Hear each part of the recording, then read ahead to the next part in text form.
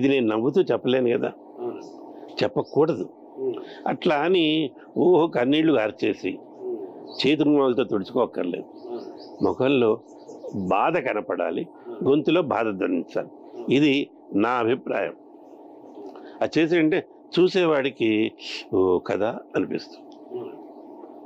అయితే ఇవాళ ఉన్న పరుగులో ఇవేవీ లేవు, పరిగెడుతున్నారు వాళ్ళు.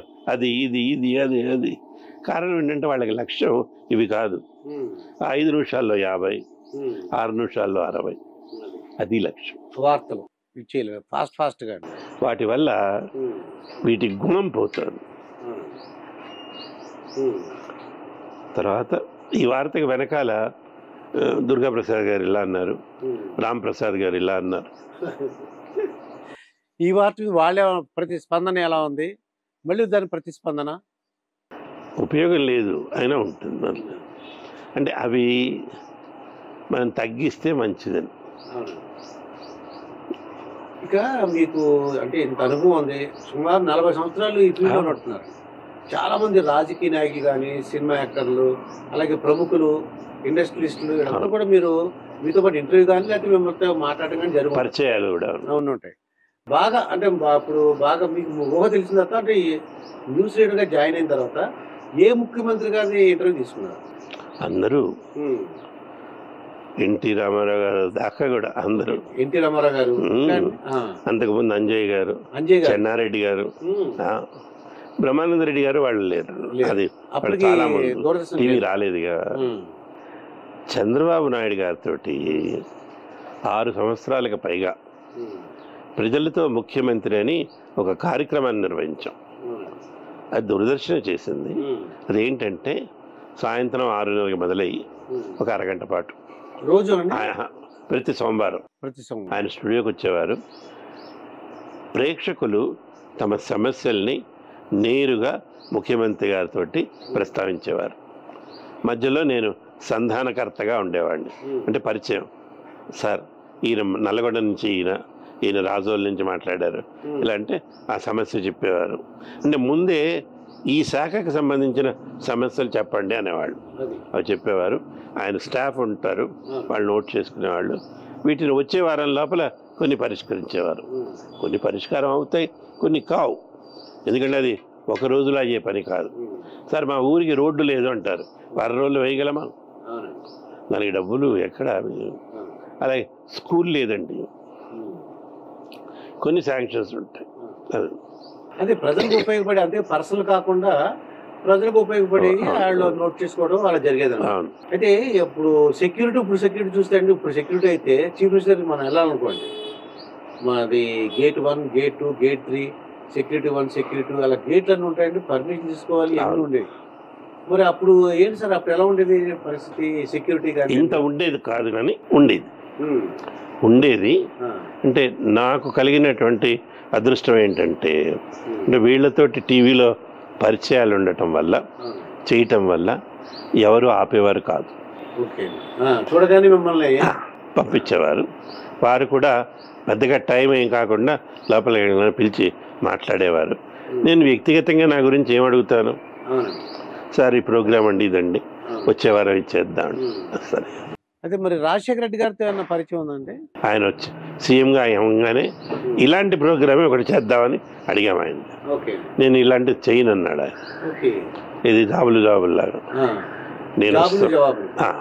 నేను చెయ్యనిది, నేను వస్తాను, పత్రికా విలేకరులందరినీ పెట్టండి, వాళ్ళు అడిగిన ప్రశ్నలకు నేను సమాధానం చెప్తాను, నువ్వు దానికి సంధానకర్తగా ఉండు. అలాగే సార్, ప్రెస్ మీట్ లాగా అది చేశారు. అంటే ఆయన దృష్టిలో ఒకటి ఉండేది, ఈ ప్రజల నుంచి వస్తున్న ఫోన్స్ అన్నీ వాళ్లే చేస్తున్నారు. ఒకటి నన్ను నేరుగా అడిగాడు ఆయన. ఇప్పుడు ఆయన ఏ స్వర్గంలో ఉన్నాడో తెలియదు కానీ, ఏం ఛాన్సరు, ఈ ఫోన్లని మీరు చేస్తున్నారా వాళ్ళే చేస్తున్నారా అంటే, సార్ ఫోన్ కాల్స్ నిజమే సార్, వాళ్ళ అందరూ చేస్తారంటే మీరు సర్దుతారండి, మీ ఉద్యోగం కదా, అట్లా మాట్లాడాడు. అలా జరిగేది. తను కూడా సమస్యల్ని నేరుగా పరిష్కరిస్తాడు, ఎక్కువగా దాన్ని జాగు చెయ్యరు. మీరు టీవీలో వార్తలు చూస్తున్నారు కదా సార్, ఇప్పుడు అప్పుడు అంటే పాలిటిక్స్కి, అప్పుడు రాజకీయాలకి ఇప్పటికీ అన్నా మీరు అవగాహన ఉందా? ఏమైనా చూస్తుంటారా అన్న? అవగాహన ఉంది. మీరేం చేస్తారు అంటారు.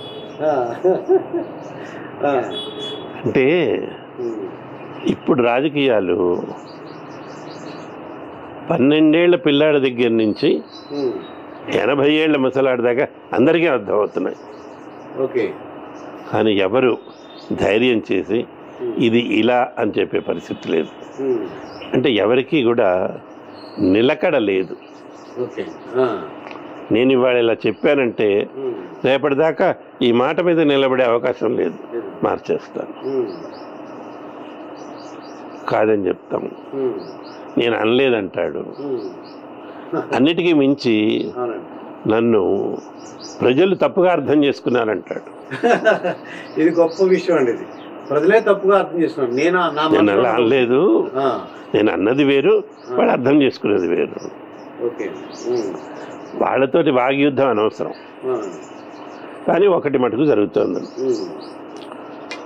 మన సమాజం మీద 2 వర్గాలు విపరీతమైన ప్రభావాన్ని చూపిస్తున్నాయి. ఒకటి రాజకీయాలు, 2 సినిమాలు. సినిమా వాళ్ళు మేమేం వాళ్ళని చెడగొట్టాలని తీయట్లేదు, వాళ్ళు అడుగుతున్నారని తీస్తున్నామంట.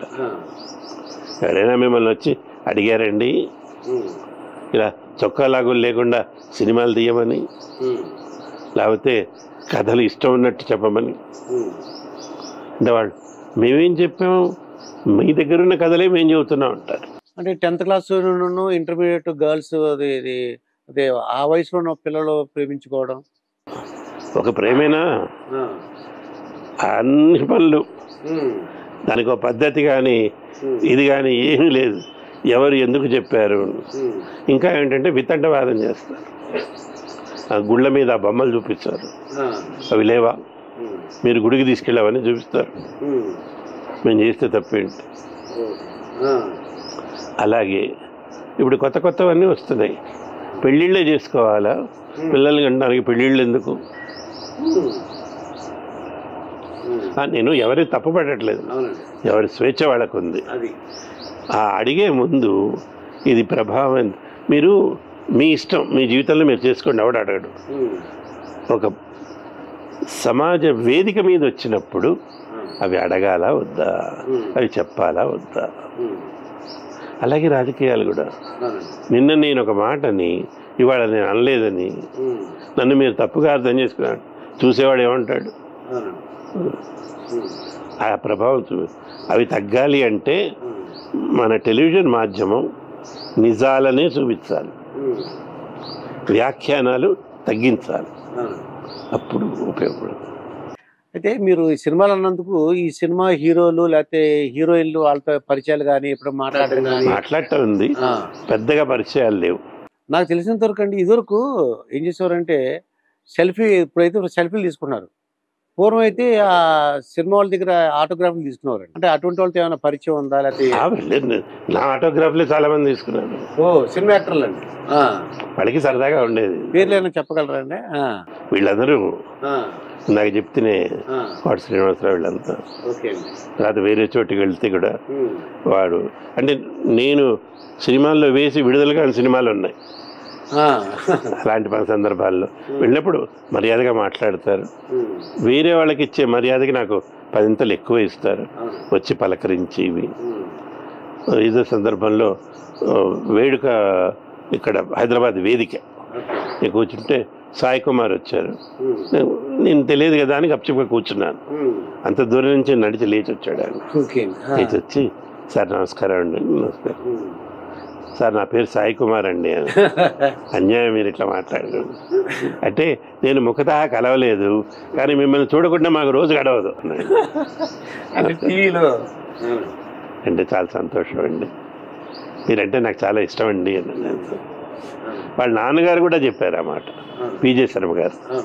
ఆయన మద్రాసు నుంచి వచ్చినప్పుడు ఏదో ప్రోగ్రామ్కి స్టూడియోకి వచ్చారు, ఆయన చెప్తే. ఇంకా చిరంజీవి, బాలకృష్ణ వాళ్ళని సార్, నాగార్జున, అక్కినేని నాగేశ్వరరావు గారు, ఆయనతో నేను ఇంటర్వ్యూలు చేశాగా. ఇంటర్వ్యూ చేశారు. ఓకే అండి. ఆయన ఇంకా ఎక్కువ. ఆయన జోక్స్ ఎక్కువ ఉంటాయేమో. ఆ, ఆయన పైకి ఎంత కనపడతారో అంత సీరియస్గా జోక్ చేస్తారు. ఓకే. అమ్మో ఆయన స్టూడియోకి వచ్చారు, నేను అన్నపూర్ణ స్టూడియోస్కి వెళ్ళి షూటింగ్ చేసాం, అవన్నీ ఉన్నాయి. మరి ఎన్టీ రామారావు ఇప్పుడు ఆపరేషన్ లేకుండానే మోకాళ్లకు ప్లాస్మా ట్రీట్మెంట్. మీ ఆర్థోపెడిక్ సమస్యలన్నిటికీ రోబోటిక్ టెక్నాలజీ ద్వారా తక్కువ ఖర్చుతో శాశ్వత పరిష్కారం. Free consultation. ప్రతి ట్రీట్మెంట్ పై 20% డిస్కౌంట్. ఈ ఆఫర్ కొద్ది రోజులు మాత్రమే. త్వరపడండి. V9 hospitals 9281465842.